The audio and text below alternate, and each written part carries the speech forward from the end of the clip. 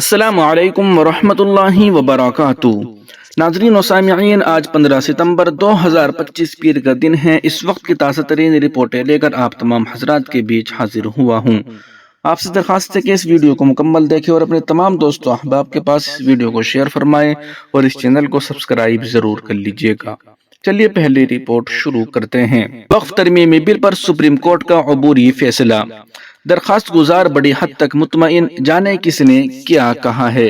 وقف ترمیمی بل پر supreme court کے عبوری فیصلے میں ملک کے مسلم لیڈران میں خوشی کی لہر دوڑ گئی ہے۔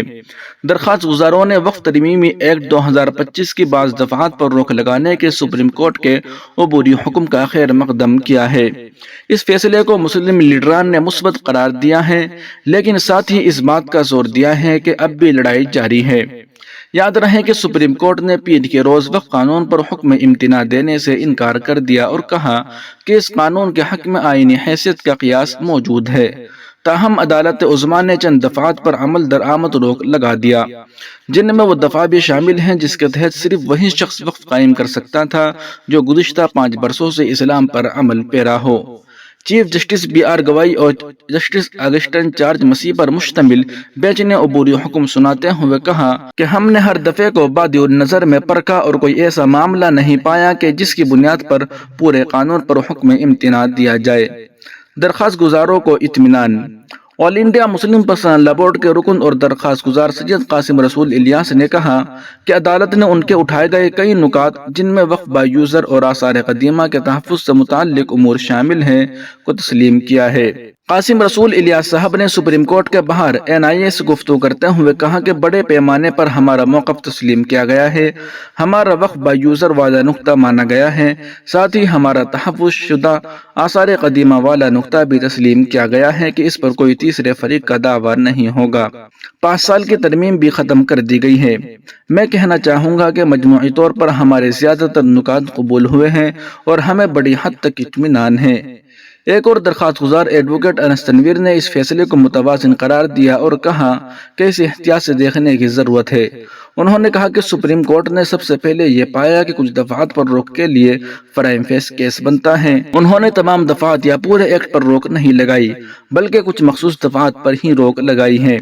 مثال کے طور پر وہ دفعہ کہ کوئی شخص وقف کرنے کے لیے 5 سال سے مسلمان ہونا لازمی ہے، اس پر روک لگا دی گئی، کیونکہ یہ طے کرنے کا کوئی نظام موجود نہیں ہے کہ کوئی شخص 5 سال سے مسلمان ہے یا نہیں۔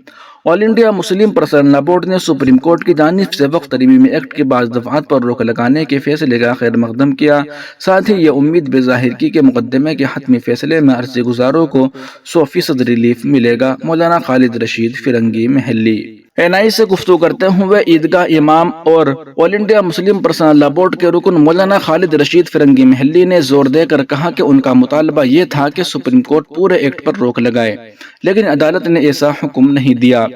مولانا نے کہا کہ البتہ عدالت نے کئی دفعات پر روک لگائی ہے اور ہم اس کا خیر مقدم کرتے ہیں، جیسا کہ وقف کرنے والے شخص کے لیے کم از کم 5 سال سے مسلمان ہونے کی شرط کو معطل کر دیا گیا ہے۔ عدالت نے یہ بھی واضح کیا ہے کہ CEO کا تعلق مسلم کمیونٹی سے ہونا ضروری ہے اور ضلع کلکٹر کو وقف جائیداد کے فیصلے کا جواز اور رائٹنگ کا اختیار دیا گیا تھا، اس پر بھی روک لگا دی گئی ہے۔ مولانا خالد رشید فرنگی محلی نے مزید کہا کہ دفعہ 3 اور 4 پر روک ایک خوش آئند قدم ہے اور ہم توقع کرتے ہیں کہ جب حتمی فیصلہ آئے گا تو ہمیں 100% ریلیف ملے گا۔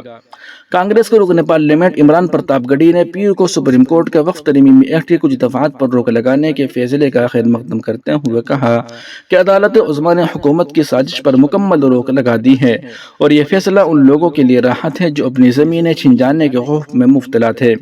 پرتاپ گڑھی جو وقف ترمیمی ایکٹ 2025 کے نفاذ پر روک لگانے کی عرضی کے ایک درخواست گزار ہیں، انہوں نے یہ ریمارکس اس وقت دیے جب سپریم کورٹ نے اپنا فیصلہ سناتے ہوئے ایکٹ پر مکمل طور پر روک لگانے سے انکار کر دیا، مگر اس کی کچھ متنازع دفعات پر عبوری طور پر عمل درآمد روک دیا۔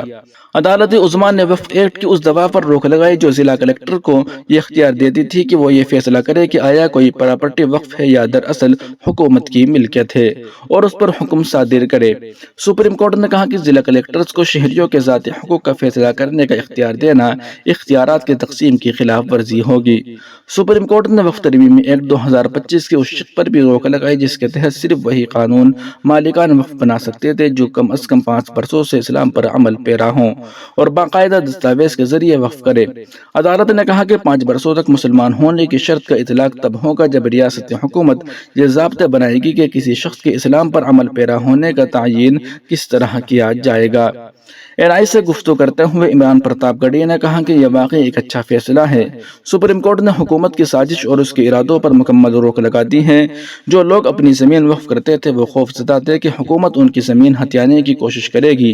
یہ ان کے لیے راحت ہے۔ حکومت یہ کیسے طے کرے گی کہ کون 5 برسوں سے مسلمان ہے؟ یہ ایمان کا معاملہ ہے۔ عدالت نے ان تمام پہلوؤں کو نوٹ کیا۔ ہم یہ لڑائی جاری رکھیں گے۔ مکمل فیصلے کا انتظار کریے۔ طارق انور کا بیان۔ پٹنہ میں وقف ترمیمی قانون میں سپریم کورٹ کے حکم پر کانگریس کے رکن پارلیمنٹ طارق انور کا کہنا ہے کہ میں فوری طور پر کوئی تبصرہ کرنا درست نہیں سمجھتا۔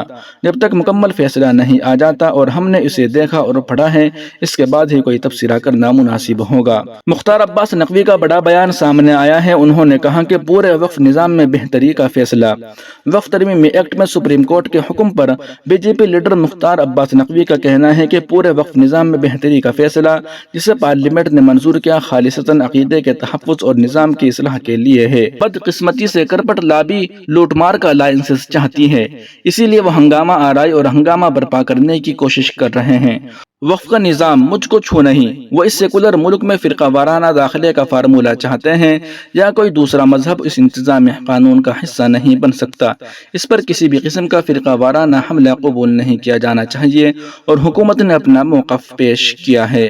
سپریم کورٹ نے پیر کو پورے وقف ترمیمی ایکٹ 2025 کو معطل کرنے سے انکار کر دیا ہے، لیکن قانون کی کچھ دفعات پر روک لگانے کا فیصلہ کیا۔